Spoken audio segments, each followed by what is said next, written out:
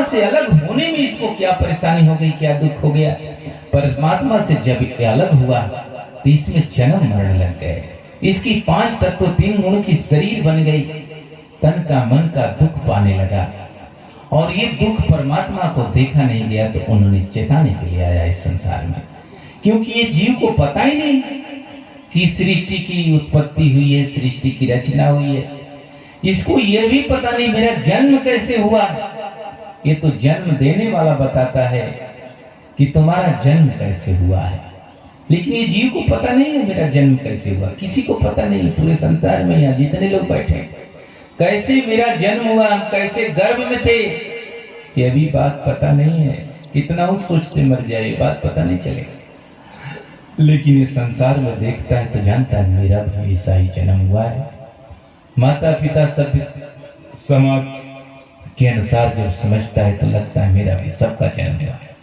लेकिन वो कैसे जन्म हुआ है, कितना पीड़ा हुआ है, कैसे गर्भ में हुआ, ये उस समय अचेत था। और मरेगा भी तो अचेत हो जाएगा। और कहां से ये जीव आया है और फिर कहां जा रहा है ये कुछ पता नहीं। और यहां भी रह रहा है तो इसकी इच्छा से कुछ भी नहीं हो रहा है। नहीं इसकी इच्छा से जन्म हुआ।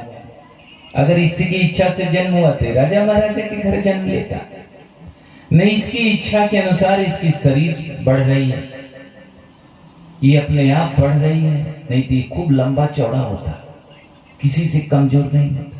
लेकिन इसे भी इसके बस में नहीं है लंबाई चौड़ाई मोटाई। कोई मोटा आदमी सोचता है मैं पतला हो जाऊं, और पतला आदमी सोचता है मैं मोटा हो जाऊं। खूब खाता है पतला आदमी तो भी मोटा नहीं होता, और मोटा आदमी सोचता है कितना कम खाऊं फिर भी वो पतला नहीं होता। कुछ इसके बस में नहीं है। खा रहा है लेकिन खाता रहता है, पीता रहता है, खूब घी दूध मलाई गांजा भांग तंबाकू सब कुछ खाता पीता रहता है। अपने मन का जो इच्छा तो करे वो खाता पीता रहता है। लेकिन फिर भी रोग हो जाते हैं, वृद्धावस्था आ जाती है, बीमार हो जाता है। ये चाहता है इसके अनुसार होता तो ये बीमार कभी नहीं होता। अगर इसका बस चले तो ये वृद्ध नहीं हो, हमेशा जवान रहे, कबो बीमार न पड़े। लेकिन इसके बस में नहीं है। फिर भी ये जीव अभिमान में संसार में भूला हुआ है, किसी की बात को मानने को तैयार नहीं है, संतों की बात न मानने को तैयार नहीं है। यहाँ तक कि अपने माता पिता का बात मानने को तैयार नहीं है। जिस माता पिता ने जन्म दिया है ये सारी अज्ञानता है। जिस माता पिता ने कितने कष्ट से जन्म दिया है ये बात तो पता नहीं उसको। लेकिन ये बात तो जरूर पता है कि हम कितने कष्ट से पाल रहे हैं, कितने कष्ट से इस जीव को पाल रहे हैं, अपने बच्चे को। ठीक उसी कष्ट से मेरे माता पिता ने भी मेरे को पाला है। इसलिए माता पिता की आज्ञाओं का पालन करने और विचार करने की यहाँ मेरे संसार में कुछ चल नहीं रहा, कुछ मेरा बस नहीं है, फिर ये संसार क्या है। इसलिए सतगुरु कबीर साहब कहते हैं रहना नहीं देश वीराना है। ये तुम्हारा वीराना है, ये तुम्हारा देश नहीं है। यहाँ तुम्हारी चलती नहीं है। आप अपने घर में रहते हैं तो आपका सब चलता है, अपने अनुसार सो लेते हैं, अपने अनुसार खा लेते हैं, पी लेते हैं। लेकिन यहाँ कुछ भी आपका चलता नहीं, आपकी इच्छा के अनुसार कुछ नहीं होता है। और जब आपकी इच्छा से जन्म नहीं हुआ है तो आपकी इच्छा से मृत्यु भी नहीं होगी। आपकी इच्छा से किसी के घर में आप जन्म नहीं लेंगे, न आपकी इच्छा से शरीर मिली है तो आपकी इच्छा से फिर 84 लाख में जाना पड़ेगा। सतगुरु कबीर साहब कहते हैं एक जीव ठौर न लागा भया सो हाथी घोड़। ये जीव का ठौर नहीं है, कभी हाथी बनेगा, कभी घोड़ा बनेगा, कभी कीड़ा मकोड़ा बनेगा। ये 84 लाख में इसी तरह भ्रमण करता रहेगा बनेगा। इसलिए इस 84 लाख से बचने के लिए सतगुरु कबीर साहब ने जीव को देखा कि ये बड़ा पीड़ा में, क्योंकि ये जीव उस परमात्मा का ही है। ये आत्मा किसकी है? परमात्मा की। ये आत्मा परमात्मा से निर्मित हुई है। जब ये परमात्मा ने इस आत्मा का निर्माण किया, उन्होंने बोल से पैदा किया है। जैसे यहाँ स्त्री पुरुष संयोग से पैदा करते हैं, वैसे परमात्मा संयोग से नहीं, परमात्मा ने पैदा किया। परमात्मा का साहब सबका बाप है, बेटा काहू का ना। आज जो बेटा होके आया सो तो साहब है, वो सर्वशक्तिमान है। उन्होंने बोल से पैदा किया, बोल दिया, आत्मा निर्माण हो गई। ये सृष्टि भी बोल से पैदा हुई है, और ये सृष्टि में जितनी चेतनाएं पैदा हुई है, ये जीव पैदा हुए, सब बोल से पैदा हुए। सर्वप्रथम सृष्टि बोल से हुई है। जब हम रहल रहल नहीं कोई, हमारे माई रहल सब कोई। सदगुरु कबीर साहब के जब हम थे तब कोई नहीं था। ये आत्मा को हमने निर्माण किया, और ये आत्मा हमारे अंदर थी। जैसे माता के गर्भ में बच्चा रहता है उसके शरीर के अंदर, उसी तरह परमात्मा का जो लोक है, वही परमात्मा की शरीर, उसके अंदर की चेतना आत्मा का निर्माण किया। लेकिन उसमें इस आत्मा को निर्माण किया जिसे शब्द स्वरूप कहते हैं, जिसे को अमर लोक कहते हैं, जिसको सत्य धाम कहते हैं, जिसे सत्य लोक कहते हैं। उस लोक में ये आत्मा जन्म मरण से मुक्त थी, क्योंकि परमात्मा भी जन्म मरण से मुक्त है और ये आत्मा भी जन्म मरण से मुक्त है। वहां परम आनंद में थी, वहां परम आनंद में थी। उसको कोई दुख नहीं था, न तन का दुख, क्योंकि तन शरीर थी ही नहीं। तो शरीर नहीं तो जन्म नहीं, मृत्यु नहीं, कोई रोग नहीं, कोई व्याधि नहीं।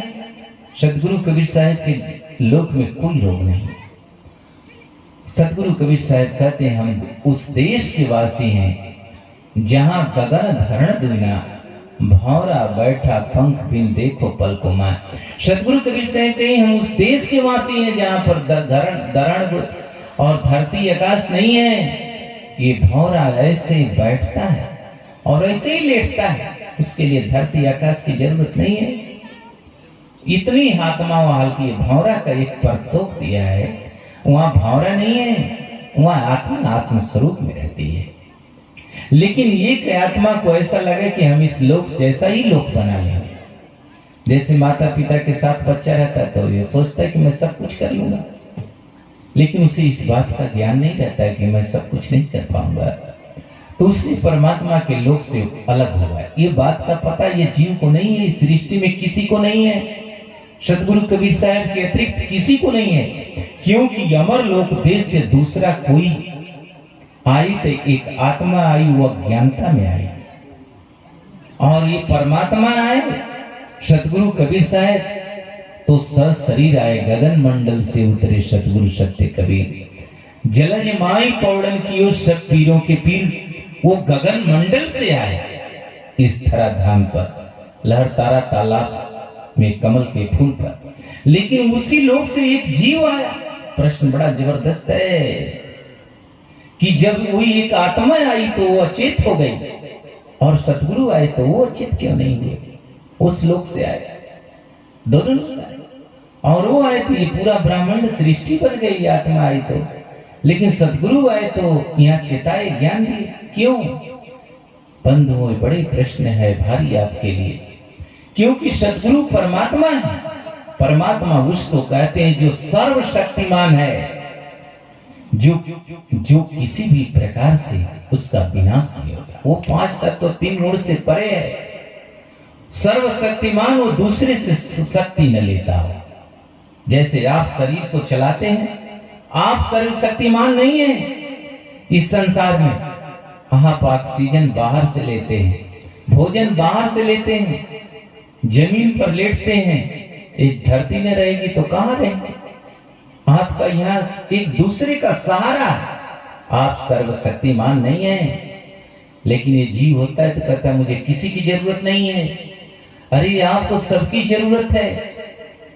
आपको, ये जीव की सबको जरूरत है। जल की जरूरत है, हवा की जरूरत है, 5 तत्व की जरूरत है, माता पिता की जरूरत है, भाई की जरूरत है, बेटा की जरूरत है, यहाँ सबकी जरूरत है इसको। ये सर्वशक्तिमान नहीं है, असहाय है, ये अनाथ है। ये जीव अनाथ है। इस जीव का कोई नाथ नहीं है यहाँ पर। तो कहने का तात्पर्य है कि सतगुरु कबीर साहब आए तो उनको सशरीर आए, और वो गर्भ में नहीं गए। ये जीव गर्भ में गया, क्योंकि ये गर्भ में गया भोजन के लिए गया।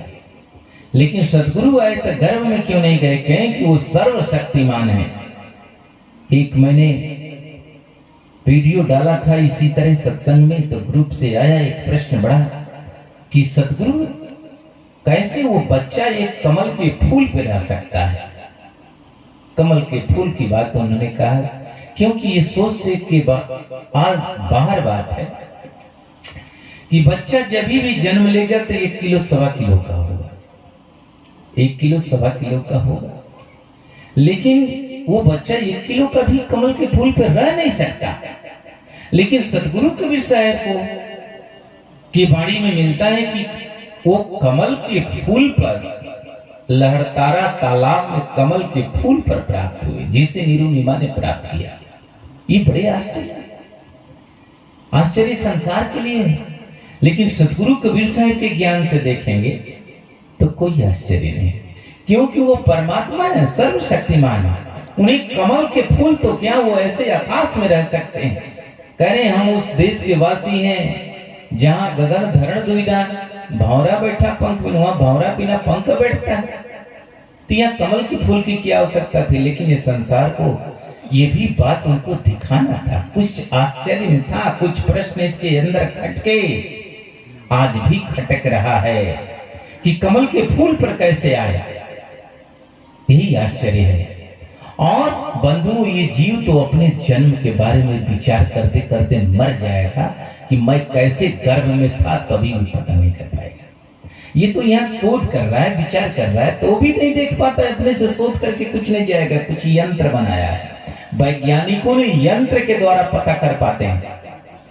किसी को बुखार होती है, पता नहीं लगेगा कितना डिग्री बुखार है। कोई बता सकता है? नहीं बता सकता कि कितना इसको डिग्री बुखार होगा। हाँ, उसको थर्मामीटर लगाता है, तब पता चलता है कि इसको कितना डिग्री बुखार है। तो इसलिए यहाँ यंत्र बना करके देखता है। लेकिन यहाँ ये जीव को सतगुरु कबीर साहब का कैसे पता कर पाएगा? क्योंकि इसके सोच के परे है, क्योंकि ये परमात्मा को इतनी काफी दलदल में भूल गया है कि इसको विचार विवेक में नहीं आ पा रहा है। तो सतगुरु कबीर साहब के लिए उस व्यक्ति ने कहा, लिखा था मैसेज में कि आप ये जो बात बता रही है झूठ है, लेकिन वो झूठ अपनी बुद्धि से देख रहा है। जान मन बुद्धि पहुंचे हो रमैया राम, वहां की खोज कैसे हुई है हो रमैया राम। परमात्मा की खोज मन और बुद्धि से नहीं हो सकती। परमात्मा को जानना है तो उन्हीं की वाणी और विचार से आप जान सकते हैं, अपनी मन बुद्धि से नहीं जान सकते हैं। परमात्मा के विचार से ही परमात्मा को जान सकते हैं। परमात्मा का विचार कहाँ है? सतगुरु, वही सतगुरु ही परमात्मा रूप में आए, परमात्मा ही सतगुरु बन करके आए, और उनके विचार वाणियों से आप जानेंगे, तब जान पाएंगे कि ये परमात्मा क्या है, सतगुरु क्या है, ये जीव क्या है, तब पता चलेगा। उनके ग्रंथ हैं, बीजक बतावे वित्त को जो वित्त गुप्ता हो, शब्द बतावे जीव को पूछे बिरला को। बीजक जो है वित्त को बता रहा है, कौन सा वित्त? जो वित्त गुप्त धन है। कौन सा धन आपका गुप्त है? आत्मा और परमात्मा। क्योंकि परमानंद जो मिलने वाला है उस आत्मा और परमात्मा से मिलता है, ये संसार में नहीं मिलता है। जो भी कुछ शांति पाया है वो संतों में पाया है, भजन करने में पाया है। संसार में जो भी रहा है, अगर राज्य भी पाया है सिकंदर लोधी, तो अभी कहा खाली हाथ जाना है, बड़े दुख में व्यक्त किया। रावण भी सोने की लंका पाया तपस्या करके, वो भी जाते जाते हाथ जोड़ लिया, कहा कि ये संसार में कुछ नहीं है। इसने जो भी ये संसार में आया निराश होकर गया, कुछ पाके नहीं गया, ये जीवन खो के गया। लेकिन ये संसार में ये जीव जो विचार नहीं कर पाता, विवेक नहीं कर पाता कि आखिरकार मैं क्या करूं, उनका इतिहास पढ़ करके भी कुछ समझता नहीं चाहता, चिंतन नहीं करता, संसार के मोह माया में लगा रहता है। ये माया मोह मोहित के नहाते ज्ञान रतन हर लेना। इस माया ने ऐसा ये जीव का ज्ञान रतन हर लिया है कि जीवन ऐसे सपनों जैसे जीवन सपन समाना, इसका जीवन सपना में समा गया है। जैसे सो जाता है तो सपना देखता है, जाग जाता है तो जितना सपना में महल अटारी खाना खजाना बीबी बच्चा मिला रहता है सब खाता। उसी तरह जब ये जन्म पाया है और मरेगा तो जितना घर द्वार बनाया है, गाड़ी घोड़ा बेटा बेटी पत्नी सब यहीं छोड़कर चले जाएगा, पता नहीं गया किस लोक में चला गया, किस जानवर की योनि में चला गया, फिर खोजेगा नहीं, मिलेगा नहीं। फिर भी रातों दिन बना रहा है।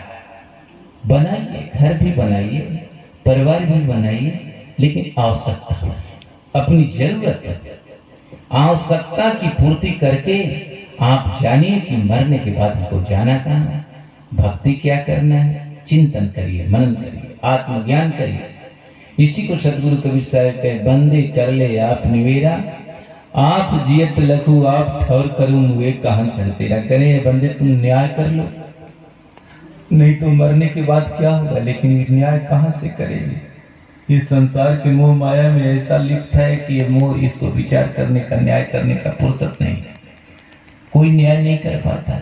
यही अवसर नहीं कहती और प्राणी अंत समय कोई नहीं तेरा। करे तू अपने आत्मा का ज्ञान कर लो, अपना ठौर बना लो। यहाँ ठौर नहीं है, कभी हाथी के गर्भ में जाओगे, कभी कुकुर बिलार के योनि में जाओगे, कभी स्त्री बनोगे, कभी पुरुष बनोगे। ये संसार में जन्म मरण में पड़े रहोगे, दुख पाते रहोगे, कभी बीमार रहोगे, कभी रोगी हो जाओगे, कभी भोगी हो जाओगे, कभी